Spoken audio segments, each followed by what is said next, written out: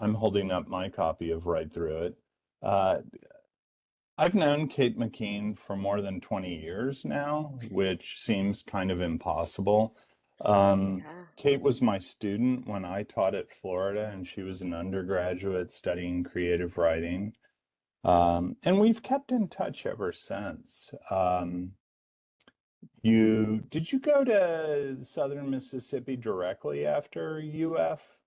I worked at the University Press of Florida for 1 year after, and then went Okay. to at USM. And you were there for a year and a half or so, Yep. and then moved And on. I Um, so in 2006, Kate joined the Morhaime Agency. Am I saying that correctly?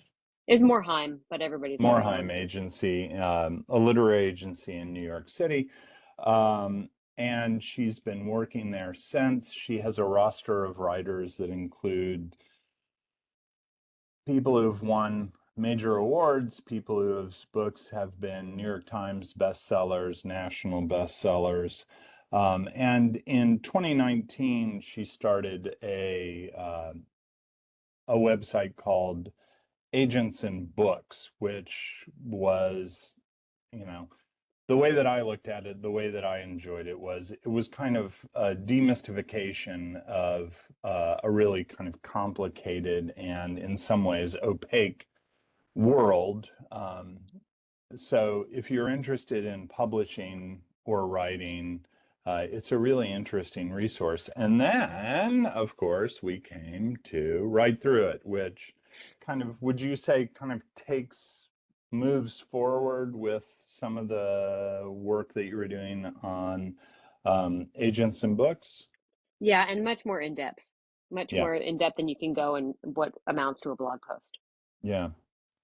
And I mean, one of the things that has always amazed me is that no one really talks about how this business works. And even the people who are inside the business often seem to be keeping secrets that don't necessarily need to be kept. I remember when I published my first book, which is the only book I've published with a commercial press, I said to the editor, so what makes books sell? How do you sell books? And her response was, oh, no one really knows. No one And really I knows. thought, this is a really bad business model. If this Oh, is truly, and then it turned out so many aspects of the publishing industry are like, nobody really knows. We just see what happens. And then sometimes we're pleasantly surprised. And I thought, oh, okay. yeah. So that is my somewhat half-assed introduction, and I'll hand it off to you.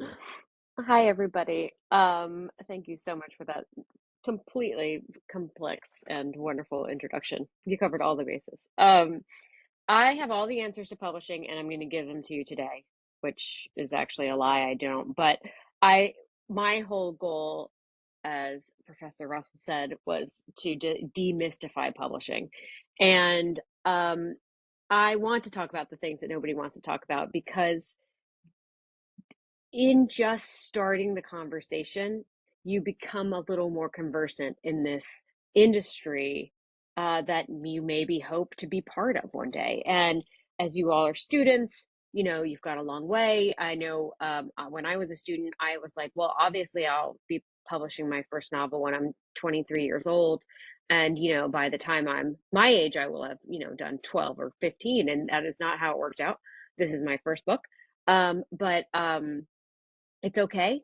Like that's normal. Most people don't publish a book when they're 27, so don't feel like you're being rushed. But I want to talk about first, I'm going to tell you how I became an agent, and I'm going to tell you what an agent does. And then I'm going to tell you how I got my book published because it was a interesting ride. And you might be thinking, like, wait a minute, I thought she was an agent. Why didn't she just like call her friend? And that's just not how it works. And then I want to kind of talk about what I think you need to know where you are in your beginnings of your careers as writers about publishing, and maybe highlight the things you don't need to know right now. And then we can have lots and lots of questions. Don't be shy. I think we can put them in the chat. if that works out, or I don't know if people want to unmute themselves or whatever is fine. Um, and you can ask me any question you want. You probably don't want to pitch me your novel over this the interface. It's not usually effective, but most people don't do that in these kind of cases. So, um, so yes, I did my undergrad at the University of Florida. I did my MFA at the University of Southern Mississippi in Hattiesburg, and I did work at the University of Florida, the University Press of Florida, for about a year in between, and that made me feel like I knew everything about publishing, which I didn't at 20 years old. And while I was at UPF, I started reading Publishers Marketplace's daily newsletter called Publishers Lunch, and it had just started. And this was in the late 90s. And I didn't understand any of it. But as I read it over and over again, during my workday, as I was working at UPF, I started to understand the different roles that there were in publishing. There's editing, there's agents, there's marketing, there's sales, there's publicity, there's managing ed or production, where you could actually physically design and make the books. I started to just get an overview of it, and I saw these people called literary agents, and I was like, I think maybe that might be for me. But I tucked it away in the back of my head, and then I went and got my MFA. It's what I wanted to do. I was like, yes, I'm going to go do this, and I drove to Mississippi, and um, I enjoyed it immensely. I enjoyed thinking about writing and doing sometimes actual writing and studying and reading, and but I sat in my workshops and I was like, who's going to buy this thing that you're writing? And we were mostly working on short stories, the standard um, MFA program set up. But I was focused on the industry. One, because I'm a very practical person, and I knew that I would need a job after I was done with school, and I didn't know what that job would be. And there weren't, and still aren't, that many, full-time professorships in creative writing. And I didn't think that I was going to teach high school or I didn't think I was going to teach comp forever. And so I didn't know what I was going to do. And I was also worried about what my friends would do, because that's also kind of, I worry about my friends in that way. And I don't think that my friends in this program were that receptive to it, because they were like, we're just writing. This is the time to write. And I was like, I know, but like, what is this?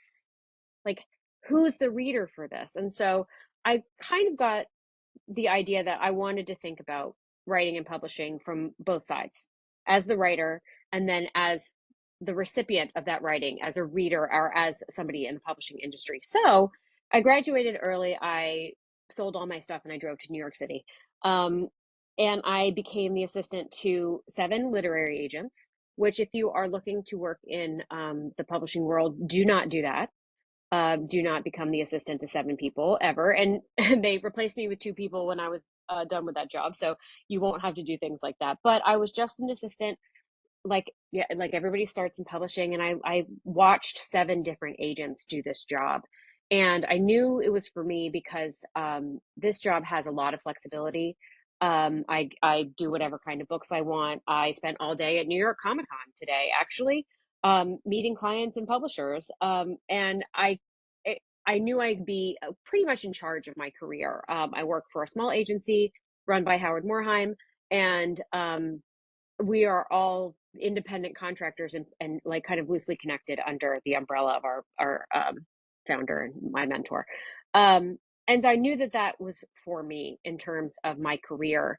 And somehow I knew that when I was reading Publisher's Lunch in Gainesville when I was 19, and I turned out to be right. So eventually I started working with Howard Morheim 20 years ago. And then I just built my list. And I did that by reading queries, which you've probably heard about. And query letters are like this cover letter that you write for your project, your book, or your book proposal, and you send them to agents. And we can kind of talk about the nuts and bolts of those in a minute. But as a early career agent, I got most of my clients that way. So it wasn't, you know, it's lovely to have agents come and talk to your academic programs, but it's not that you had to have one shipped in and they shook your hand and signed you up, or that you had to know somebody in Brooklyn or New York. Um, and so where was I? My brain just derailed. Um, oh, I was building my list, but I was also reaching out to writers um, that were writing on the internet, in journals, in magazines, anywhere. And this was 20 years ago, so there were more places to do that. But putting your writing out there in lots of different ways is also an effective way to get the attention of publishing and an agent. Um, and so that's how I built my list. And now this is where I am in my career. I'm highly selective because I have a lot of clients. And so I still read the query pile, the slush pile. Um, and I still network with writers, and I get referrals from friends and from my own clients, and that, or I'll see something in a magazine or online that I really like. And I still build that, but at a slower rate. And so it's very advantageous when you're starting out in your career to start out with a young agent or an early career agent, because they might have a little more time to work with you on your work, and edit and do all those kind of things. So I'm going to tell you a little bit about what a literary agent actually does. So as a literary agent, I always say it's just like an actor's agent, but for books. My job is to work with authors and hone their manuscripts or book proposals, not make them perfect, not make them printer ready, but hone them so that an editor has a hard time saying no. And I send them to publishers, and negotiate with them on behalf of the client. And I shepherd the author through the process of the whole publishing process. And with the way that there are mergers and acquisitions and people getting laid off and people moving around it in the publishing industry, um, I have I'm the most constant professional relationship in my authors' lives when it used to be the editor. And I have many clients who will get one or two editors over the course of their book, like even in the middle of it, because somebody changed jobs or somebody got laid off or something happened. And so the your agent relationship tends to be the kind of touchstone you have through your writing career, which we all hope that there's a really long one. And it is my job. I always say that it's my job to answer the primary question from my clients, which is this normal? My clients will be, is it normal that we haven't heard back until now? Is it normal that I don't like my cover? Is this a normal amount of money to get? Is this a normal royalty rate?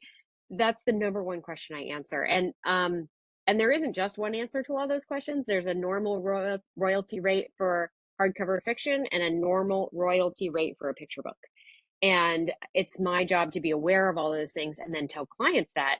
And honestly, in a lot of the same ways, like you have a real estate agent, if you want to buy or sell a house, um, you can buy or sell a house without a real estate agent, but it's a lot easier if you have one. So I don't need to give you the hard sell on why you need or want a literary agent. If you want to be published by the Big Five, Penguin Random House, Simon and Schuster, Macmillan, Hachette, and HarperCollins, or what I like to call the mid majors, which are Norton and everything has just left my head. Algonquin, no, that's Hachette now. Grove or Grey Wolf or goodness, the hundreds of them. They don't take manuscripts from just over the transom or just in the slush pile. Most of them, you must have a literary agent to get read by an editor. And so your first goal after writing a book, because you have to write it first before you get an agent, is you get the agent, and then the agent helps you get an editor and a book deal, hopefully.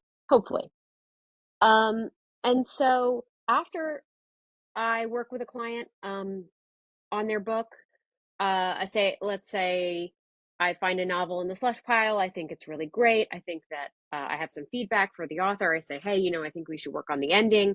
We have a conversation about that. I say, I felt at the ending that it ends really abruptly. What about if what do you think about that? What about extending it through the next day in this story or whatever it is? And I don't offer prescriptions in that way. I don't say, if you fix it this way, I will be your agent. It's the author's book. It's not my book.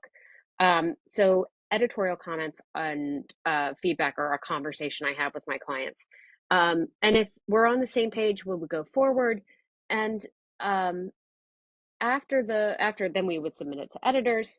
And after all of that kind of dust settles, the agent is still there on marketing meetings and through publication, and then hopefully for your next book and your next book. Um, you would have, if you when you get an agent, you have an agency agreement, which is a basic contract. It's scarier. It's not as scary as it sounds, and it'll say, hey, this is our agreement, this is what we'll do, this is how much it costs. You never pay an agent directly. If an agent is contacting you or you've contacted an agent and they say, okay, my fee is, please Venmo me this money, run. Do not, the money does not flow from you to the agent to the publisher. It always flows from the publisher through the agent to you. And that's one of the one ways you can kind of sniff out a scam, or what we like to call a schmagent, um, by that you do not write a check to a literary agency. Do not do that. Um, so an agent's commission is 15%. So if you get, I'm not going to do math right now. If you get a $10,000 book deal, my commission is $1,500, and that's it. And then if you earn royalties, it's 15% of that. If we sell the movie rights with you, 15% of that. Um, but if we don't sell your book, you don't then get a bill from me. I'm taking as much of a chance on an author as you are taking a chance on an agent. Um, so, um, as Professor Russell said, I did start agentsandbooks.com in 2019. I wanted to write about publishing. I like doing events like this. I like talking to students. I like talking to writers, and I like sharing the information that I have.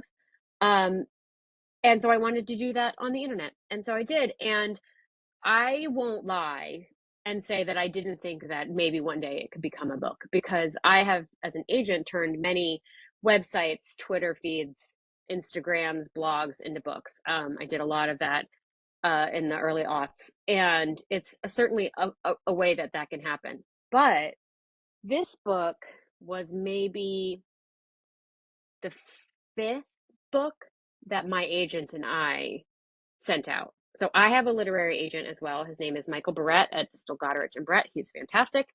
Um, I sent a query letter to him and several other agents for a picture book that I wrote almost about 8 years ago, because my kid is 9. And I have a theory that whenever you have a child come into your life, however they do, about a year later, you think you can write a picture book. So I had tried. Um, and um, that book didn't sell. And then we tried another picture book that didn't sell. Then I wrote a middle grade novel that didn't sell. And then I had already written a YA novel that I wasn't going to try to sell. That was the very first novel I ever wrote. And I knew as soon as I was done, it was not going to be saleable. And I was very, very happy to say, hey, that was a thing I did. I'm glad I did it. I proved to myself I could write a whole novel. Bye-bye, that it can go away. And I think that is very, very common, to not sell the very first book you write. And it's okay. You I know it feels like you have spent all this time on this product and you want to see it in the world, and you want to kind of to have a return on your investment of time and effort and love and passion and art. And you're like, but what do you mean it's just going to sit on my hard drive forever? And that's just writing. That's what it's like for everybody. Very Almost nobody sells everything that they write. So I uh then I started the website, the newsletter, and I had finished my first adult novel. And I really liked it. And my agent and I he sent it out in April of 2020. Maybe it was May 2020. And that was a pretty rough year for the entire world, and also the publishing industry. And that book didn't sell either. And I started thinking, oh, uh, maybe I'm not as good a writer as I thought I was, because I had always been patted on the head and told I was a good writer, and by all my English teachers, and this one included. And then I, I really sat there. I was in my 40s and being like, you know what? I may never publish a book. That I'm not guaranteed to. I don't have the secret password. I had, more than a decade and a half of publishing experience. I knew all the editors. I knew everything. And I'm not guaranteed this. And it kind of punched me in the stomach in a way that woke me up. And I woke up to being like, okay, you can't walk around publishing being like, I deserve this, because I don't, and nobody does. Um, but the idea of not publishing a book ever made me mad, in a way that made me productive, because I didn't want that to be true.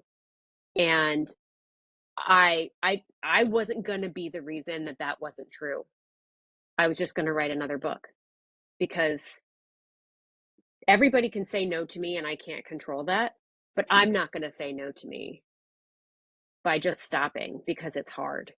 And I am very aware of the fact that my first book is nonfiction and not fiction. Um, and if maybe I actually really suck at fiction and I can only write nonfiction, and if that's the truth of it, then great. I'll write as many nonfiction books as I can justify trying to write. Um, but I I I know that I had the help of the platform of this book to indicate to editors that someone would read it. And that is something that is very, very important in nonfiction, and memoir. Um, that is not the same kind of important in fiction. So I knew that that was part of it. And what I had done was written a lot. I wrote 4 or 5 years worth of twice weekly blog posts at 1,000 words a pop, basically, to figure out what I had to say, and then to figure out in talking to my readers what they wanted to hear. And that interaction between writer and reader, whether you're talking about fiction or nonfiction, is really, really, really important, because you can make the most beautiful art in the world, but if it is only using 2 letters and no one can understand it, then you aren't going to have a reader to interface with, to talk to. And if you write a 850,000 word book that covers every second of somebody's life that you're fascinated with, and the reader is not as in love with that person as you aren't going to get that reader into your story. I'm making up random examples, of course, but it's that conversation with the reader that every book is, that is really important to think about. And that is kind of what publishing is about, because publishing is a retail industry. We make all of these widgets. Some of these are my books, some of these are just like actual other people's published books. And we make 1 million of them a year, a couple million, I don't know, some ridiculous number you don't want to think about. And each of them is their own little widget, and we can't market each individual widget like Coca-Cola does with a new flavor of soda. Um, so the way readers find books is how you find success in publishing. And so if you can be places where readers find books, or you can be in neighborhoods where readers like to be, and I mean neighborhoods as in terms of genres and bookshelves and like conversations and fandoms and whatever, or just areas of interest, then you can be in that conversation with readers as a writer, and being educated about whatever artistic neighborhood you want to be in is how you gain publishing experience or market experience, um, about where you might want to be. So if you want to write romantasy, that's the thing we are saying all the time now in publishing, which is romantic fantasy, um, then you should read it. And you don't have to read it so you're going to copy it. You just have to know what everybody is kind of talking about and be like, okay, well, there were like 300 books about sex with dragons, and now we're moved on to werewolves or whatever it is. And you're not going to go chase that market, because the books about dragons and werewolves that you're seeing on the shelf right now were, um, sent to the printer a year ago, and were put into copy editing a year ago, and were bought by the editor 2 years ago, and were written by that writer 3 to 5 years ago. And so if you are looking at the shelf for the marketplace, you're a little bit late, which is why you as writers should go and write that weird thing that you want to write, because it might be the next thing that I want to see that other readers want to read. Um, so, but I think one of the things I like to talk to people about specifically in terms of writing is being a reader, and thinking about your own book and work the way a reader might, without a value judgment, is one of the best editing skills you can hone. Um, if you don't know what genre you're writing, maybe you've got science fiction with vampires, and but it's also literary. Well, what books have you read that fit that bill, that feel like your book, and where would it go on the shelf? And that can tell you so much about what you need to know about the publishing forecast for your book or whatever. Because if you're like, all right, it is literary, but it's really going to go next to all the other books about vampires on the fantasy shelf, great. Then your book is a fantasy novel. And then you can query agents who represent fantasy. And then you can look at publishers who publish fantasy instead of like, well, this one has a vampire, but that one's literary. And you're like, but and FSG did 3 books with Jeff Vandermeer, so they're gonna like. So when you think about how a reader will react, or even just categorize, or even just interact with your book, you can learn so much about it.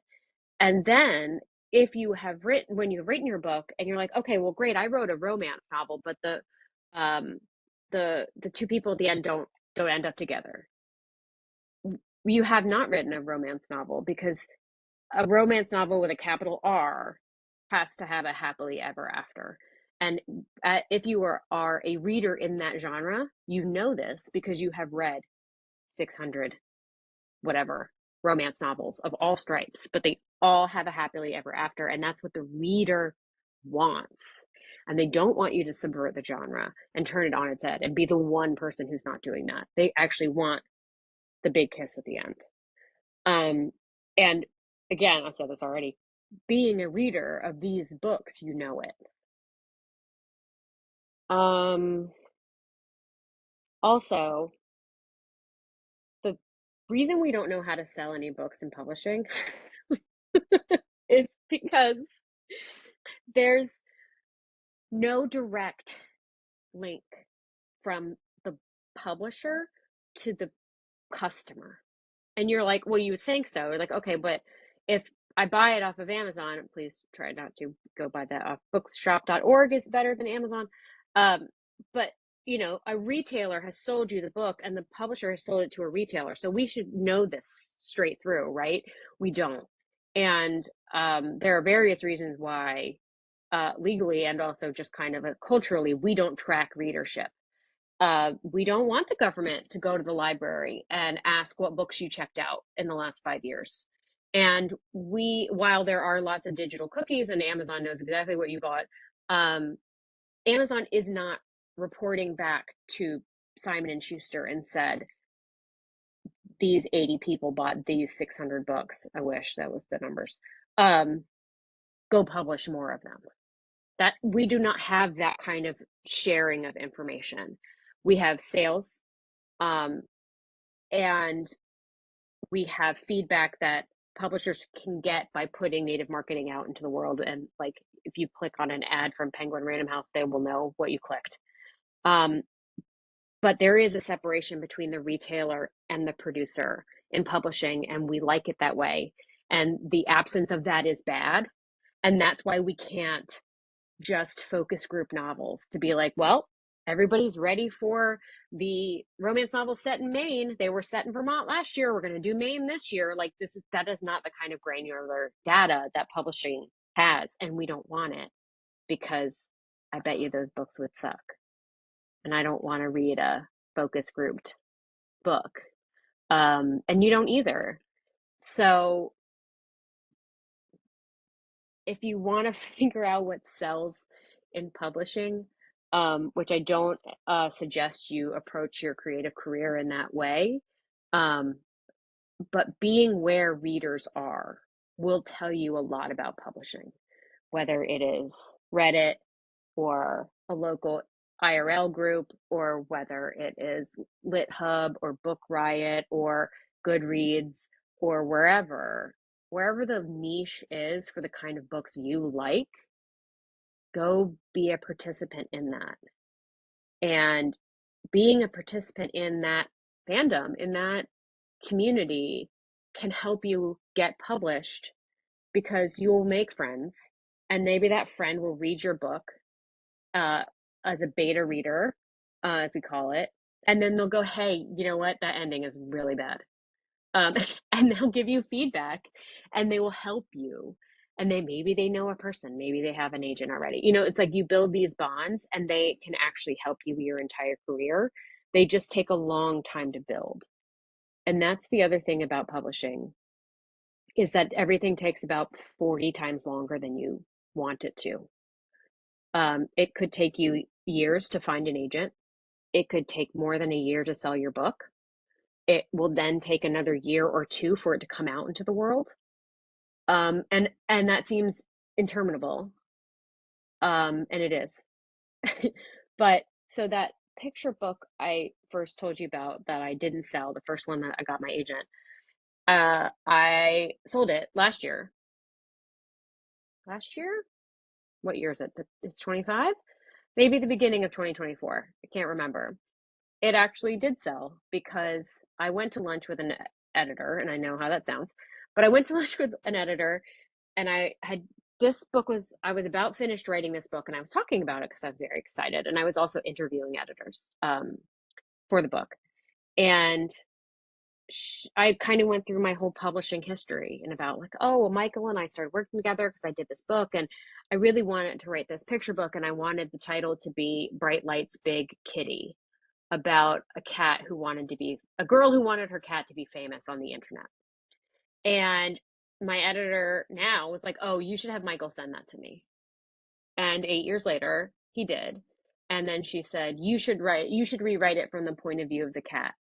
And I said, okay. And then she bought it. And it is not called Bright Lights Big Kitty. It's called Pay Attention to Me. And it's about a cat who wants to be famous on the internet so that his people will stay home and not go to work and soccer practice, things like that. So, you know, it is publishing is like the weirdest possible artistic and professional endeavor. Um, I love it. If you want to come work in New York, I can't give you a job, but I can also talk about or answer questions about what it's like to work in New York or elsewhere, because there are publishers elsewhere.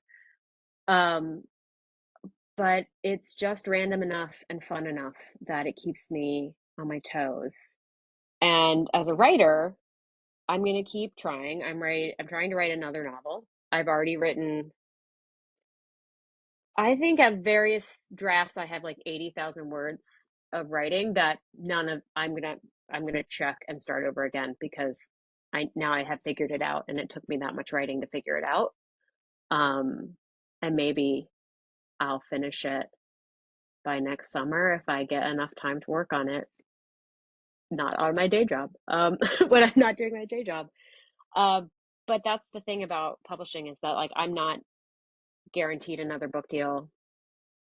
And if I want one, I got to go try and get it, and maybe I'll be lucky. That was my long-winded spiel. Um, I am happy to answer questions that you might have.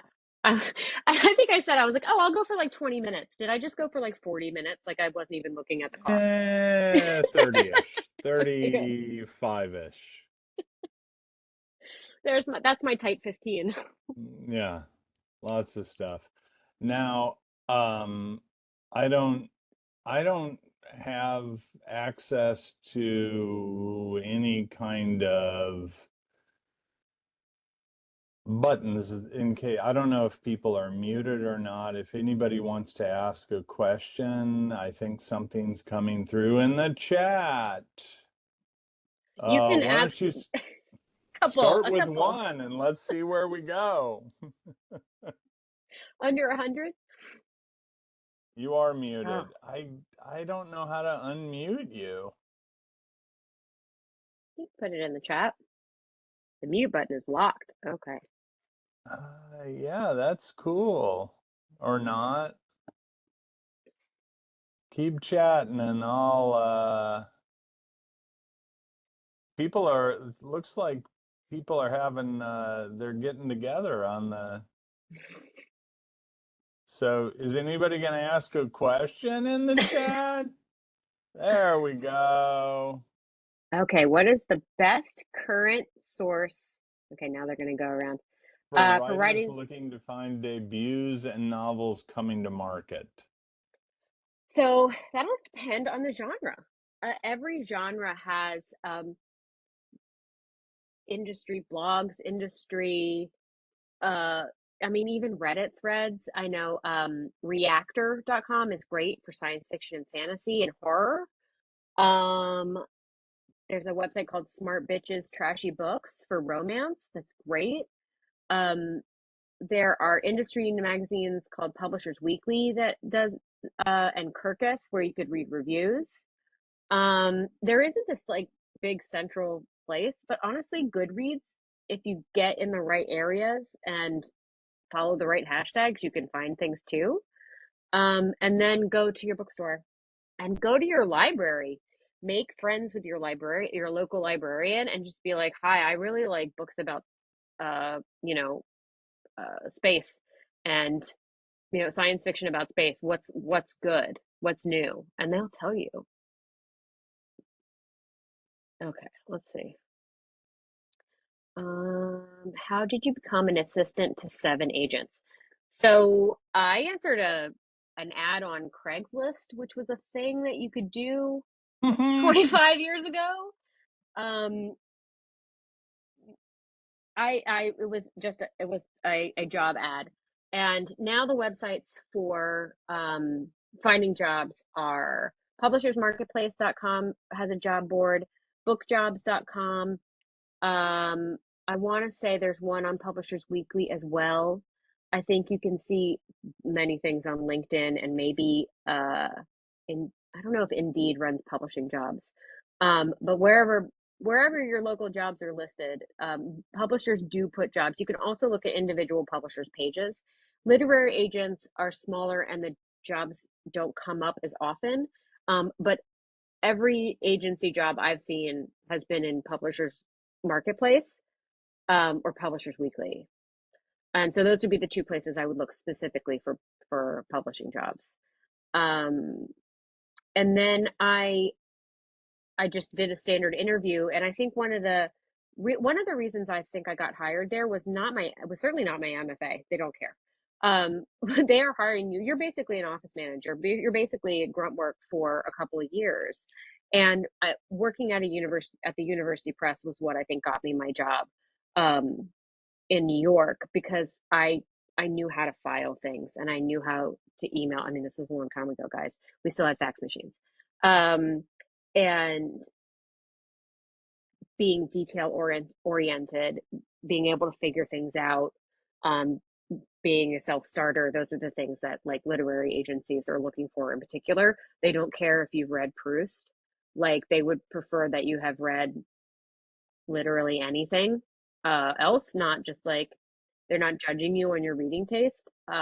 They want to know if you'll remember to write down the phone numbers that come in and know how to address a package. And then as you get further in your career, taste and experience and things like that matter more. Um, what is it like working in New York, and what other cities are publishing hubs?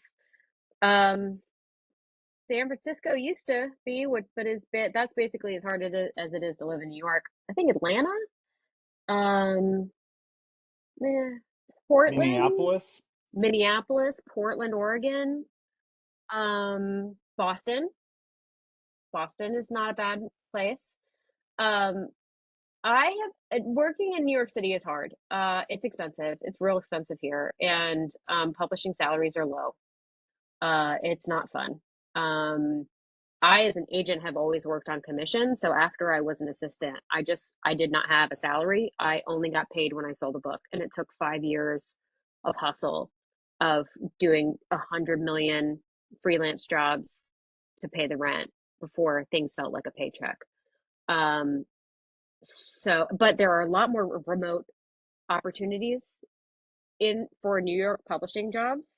I would just say that if you're going to start in a remote job, do as many things as you can to stay talking and active with your colleagues, because you learn so much just being in the room with them. And if you're not in the room, it can be hard.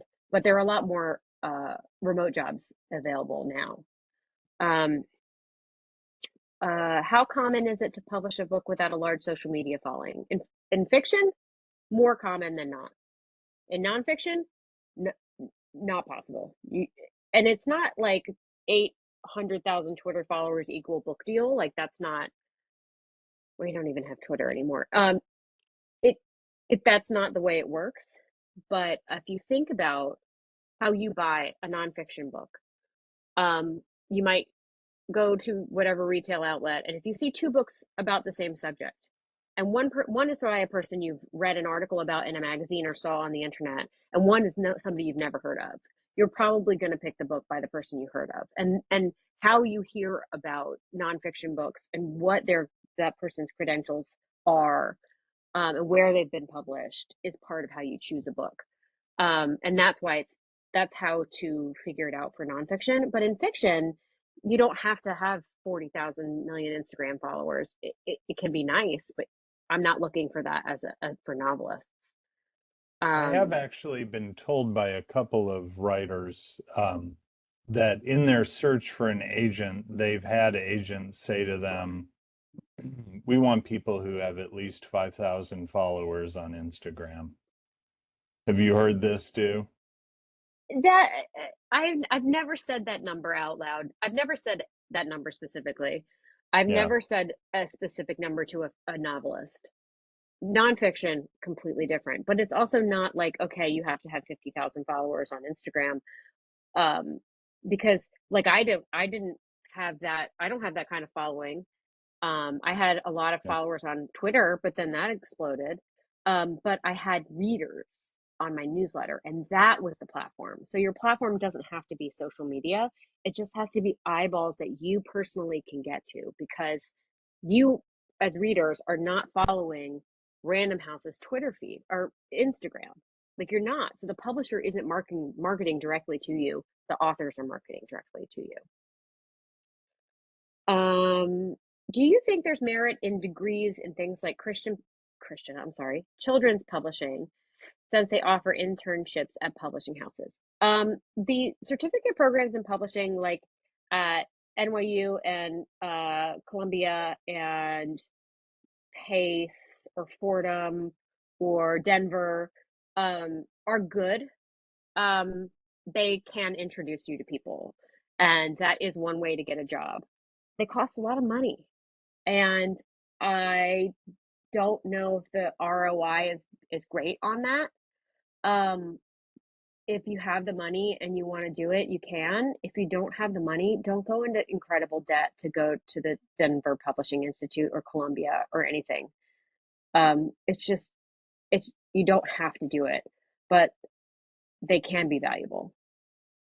Now, Jada, are you asking about those Publishing Institute programs, or are you asking about like Hollins University's master's degree in writing for children? Oh, Okay. um, as an academic degree, like a master's in children's literature or a master or like right. They're What usually in writing children's literature. there's one at like VCFA and Right. yeah. Those are also great. Um if you have the money and one and the time. But I wouldn't do that to get a job in publishing. I would do that because you want to study children's writing and literature as an art form for yourself and then also maybe get a job in it. Um, as an agent, how do you know what makes a book or an author worth taking on? Is it just by gut feeling? So that's a great question.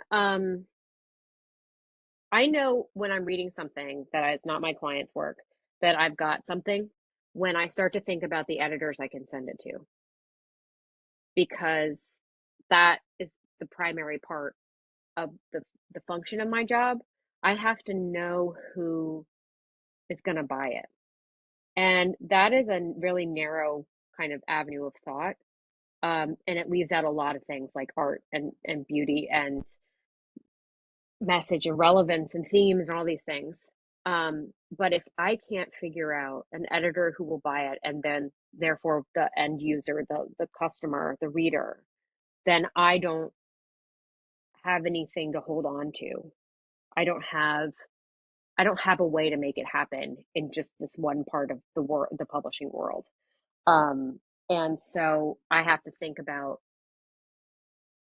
who's going to buy it, like I did in my grad school, and how I annoyed my friends in grad school. Um, and then I want to forget I'm reading a manuscript. I want to just it don't I need it to feel like it needs to kind of take me out of the room, and I need to feel like I'm reading a book. And all of those things are things you can't do anything about. Like I can't say, okay, it's got to be first person, no prologue. Make sure the first chapter ends on a cliffhanger. There are lots of writing tips that can be helpful. Don't start your novel with your character making coffee or getting out of bed or talking about the weather. And that's not a rule. It's just common. It's just low hanging fruit. So there's nothing you can do as a writer to get my attention except for writing a book I think I can sell. And the way you do that is writing the book you want to write in a way where you're talking to a specific reader, to a real person who might want to read it. Yeah, and I'll just add that as a writer, one of the things that I had to really develop a thick skin for against was getting rejected by agents. At the point that I was looking for an agent, I had gotten used to getting rejected by editors when I would send them short fiction, but the agent seemed more personal. And then finally, one of them just explained to me, listen, it's nothing personal, but the only way I make any money is if I sell a book. And if I get a manuscript and I can't quickly write down the name of 10 editors that I would send this to, we're both wasting our time. I'll waste your time when you could be working with another editor. I don't make anything if I don't sell your book. So, yeah, I think that's one of the things too, is to just try to keep in mind that it's not personal. Oh yeah. Because it is personal. You spend all those years writing that book, and then somebody says, not good enough. Yeah. Or that's what it sounds like. That's what it sounds like. And I reject good books all the time, every day, because I good is not the only thing that's necessary. And what's good? There are lots of good books. I particularly like um, some historical fiction that I wouldn't I wouldn't give the Pulitzer, but I like it, and I buy every single one of them when they come out, and I enjoy it, and I tell other people to read it, and that's like the hallmark of a good book is if you're telling other people to read it, that's a good book. And that book that I enjoy reading for fun, and the Pulitzer winners are both good books, and we have a broad and varied publishing market because of it. So, but there are also really good books that I don't know how to sell. Don't send me a mystery novel. Don't send me a thriller. Don't send me a book with an FBI agent or a CIA agent or a whodunit, because I don't read those for fun and I don't read them professionally and I don't know the editors who buy them. So I would be a very bad agent for those good books. And anyone who sends them to me gets rejected because I'm not their agent. Right. Okay, long question. The YA industry, for perhaps near a decade, I'd say more, has been catered, more known for with girls and women. Where are the books for boys and men? How is the market? And what genres themes are successful with boys? That is the $30 million question. There's a lot of talk in children's publishing, children meaning from 8 to 18, um, about boys' books. And it's not a specific kind of genre or thing, or it's just a feeling. And as the parent to a non-binary kid, I'm like, I don't know what what's a boys book? And I get it, that I understand what you're asking as a question. And I will say that it is one of the harder areas to pinpoint in publishing, because of the kind of myth of that boys don't read, which is not true. Um, and I wish I knew. I think that now, in the last 10 years or so, graphic novels have really filled that spot.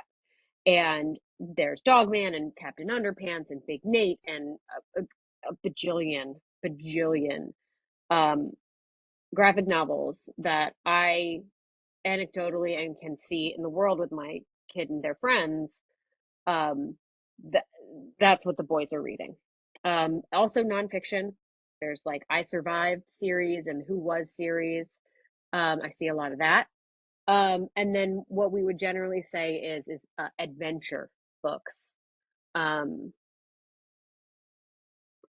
got to climb the mountain, got to save the thing, got to fight the dragon, blah blah blah. Girls like those books too. Non-binary kids like those books too. But that's generally kind of what we talk about when we say, "Oh, this is a boy book." The market is bad all the time, forever. But the market for kids' books is bad right now. It's in a dip, I'd say, mainly because we are now battling a slowdown in reading ability of kids who were in kindergarten during the pandemic. And that is one reason why graphic novels have really surged, is that they are supportive of less developed readership. Um, they're easier, they're fun, they're brightly colored, uh, they're satisfying. You can read them really quick. Lots of kids like them, but there's a problem. Like the reading is a problem with kids right now. Is suffering because of the pandemic, I think. Um, and uh, Kids don't shop for books online, and when there are fewer bookstores or fewer books in bookstores, that makes it hard too. So, right, kids books, yay! It's really hard, um, but they're not going to go anywhere because the kids who were 5 in 2020 are 10 now, and then they'll be 12, and then they'll be 18, and then they'll be 22, and the kids behind them didn't learn to read during the pandemic and are going to, so it's every 4 years or so, there's like a new graduating class of kids. And they're always going to be books. Um, Next question. What is the best piece of advice you have received about writing fiction? Um, What did I uh, tell you? uh, I It's been a wow. You long know what? I time. probably have some of my work in a box somewhere that I want to say. Um, the I remember one thing Paget Powell said to me was that in undergrad in one of the workshops, he looked at me and said, "That story works." And it was like the highest praise he ever gave me. And it worked as a functioning story. It like had all the pieces. And I was like, oh my God, that's the best piece. That's the best compliment I ever got. Um, Steve Bartholomew in Mississippi told me to stop being so precocious. And I did not appreciate that at the time. And maybe he should not have told me that. But now I know what he was saying. And he was saying, stop being clever. And um, it was kind of like trying to score points with the reader instead of trying to tell a story. And that is something I definitely needed to hear when I was 23 years old. I'd say that when I was starting writing, I was terrified of losing a good sentence and hated editing um, because what if I was wrong? What if I messed it up? And one of the fixes I did for that was like anytime I cut something from a story, I just put it in a document. I just like copy and pasted it into some other Word document and I saved that. And like I never looked at it again, but it existed and it was this security blanket that I used. So I didn't feel like it was lost into the ether. But sometimes you gotta just absolutely, you know, take things down to the studs and write it again. And that's normal. Like that's what we all do, and you will never run out of words. You'll never run out of words. There's always going to be more words. Um, okay, Jada says, I heard at AWP that when you sell a book now, they talk about graphic novel rights too, in addition to movie rights. That's generally true. That is a thing that happens. Yes. When you sell a book, you are selling the publisher a bucket of rights. And that includes the hardcover, the paperback, the ebook, the some most of the time the audiobook, um, the large print rights, the translation rights. There's all these different Book of the things. And Month Club. Book of the Month Club, yeah. And it's first serial or second serial where like maybe an excerpt is going to run in Time Magazine. Like all these little things are broken down. And sometimes for fiction, there is graphic adaptation. And your agent will take that out because Random House doesn't get to make the graphic novel if you don't want them to. If they want to make it, they can come back to you and give you more money. And if you are signing with a small press, don't give them your movie rights. Just take that, just X that clause out. Don't give them your movie rights. Tell them to go suck an egg if they want it. Um, but graphic novels are big right now, especially for kids, mostly for kids, not even for teenagers, but mostly for middle grade. And that's a thing that happens. They don't get made, but it's a thing that happens. I didn't give Norton movie rights. I don't think they even asked, but I did agree to, and this will tell you Uh-oh. that it was last century when I signed this. Two things that are very last century. Radio, Oh, wow. claymation. I've never In the seen. contract is claymation, and I think it's because somebody one time got a novel made into claymation, and Norton would have liked to have had, 50% of that. I can't imagine that the claymation made a lot of money, but I I've remember seen. laughing. Oh yeah, I've seen theme park. I've seen Ooh, theme park rights. I Yeah, like theme park rights. yeah, That would those are be, fun. I have to imagine now my book says theme parks. That would Yeah, be fun. there was a big there like 10 years ago or more. There was this big push for app rights. Everybody was going to make an app out of every book, Uh, and I remember arguing with a children's publisher about a YA novel about teen pregnancy, and they were like, "Well, we have to have the app rights," and I was like, "Please tell me what app or game you are going to make about this book." I was like, let's go. Tell me what it is. Is it Dodge the Sperm? Like, what is this app that you're going to make? And then I won that argument. And then nobody made an app out of any book because it costs 6 times as much money to make an app as it does a book, and then nobody Yeah.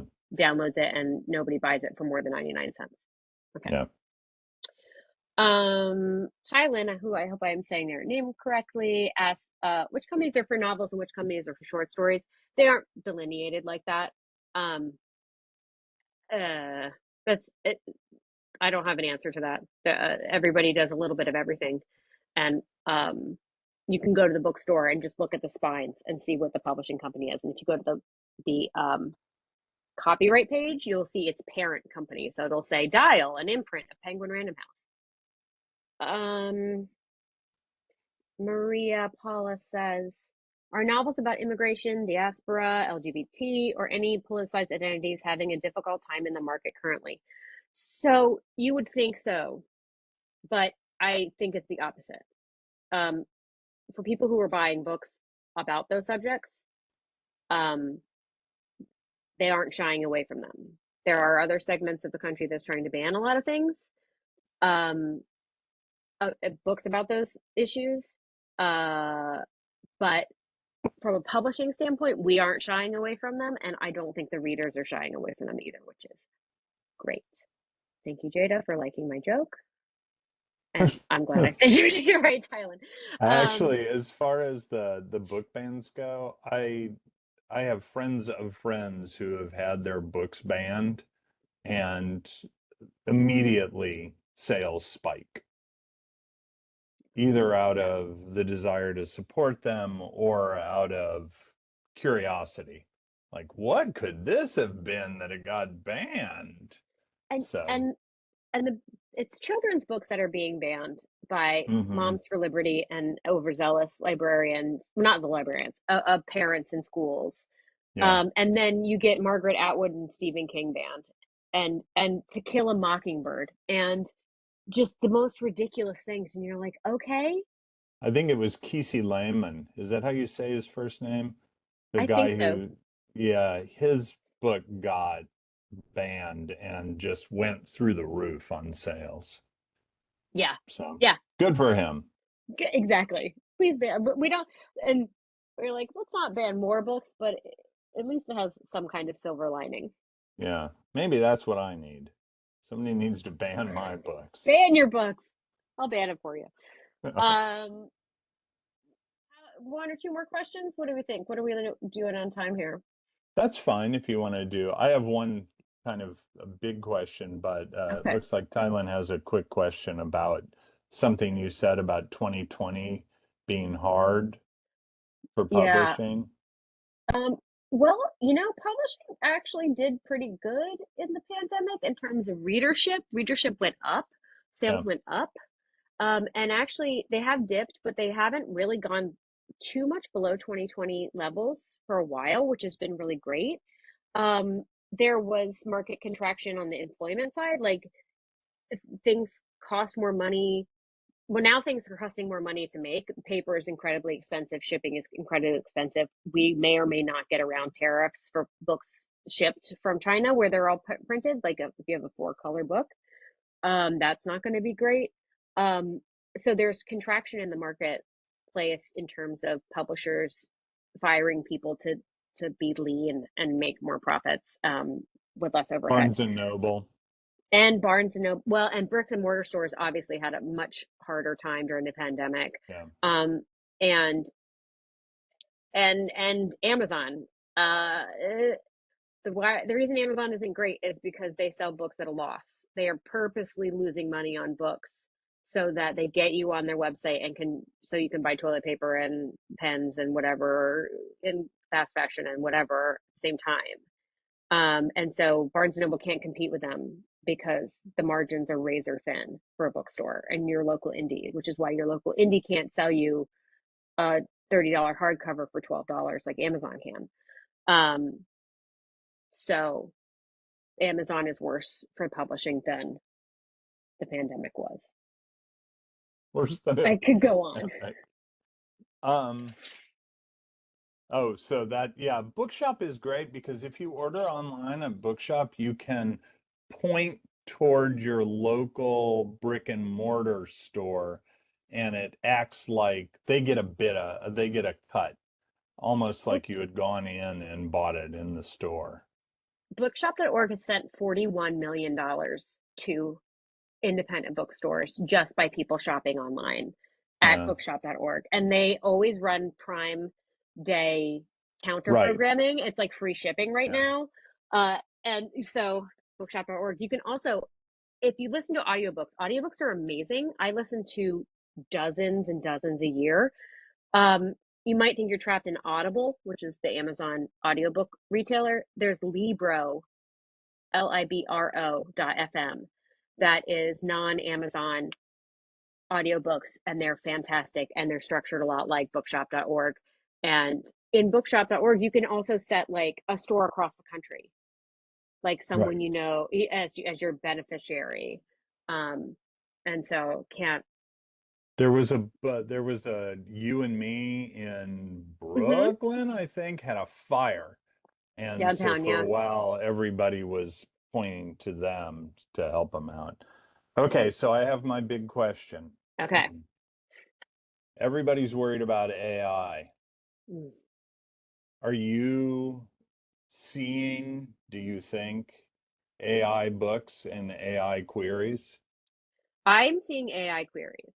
And the reason I don't think that the books themselves have been written by AI. If they have, I haven't noticed, but I have rejected them because they're probably bad anyway. I have not signed up anybody and they said, haha, I wrote this with AI, fooled you. Like, no, that's not happening. I don't think that will happen. I hopefully could see through that. I am noticing AI queries because they don't take the prompts out.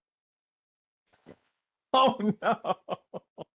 Which is happening in papers Gee, that get turned in college. yeah. And I don't use AI to write your query letter. It'll be bad. That's the thing, is that all of this stuff is just bad. It's poor quality.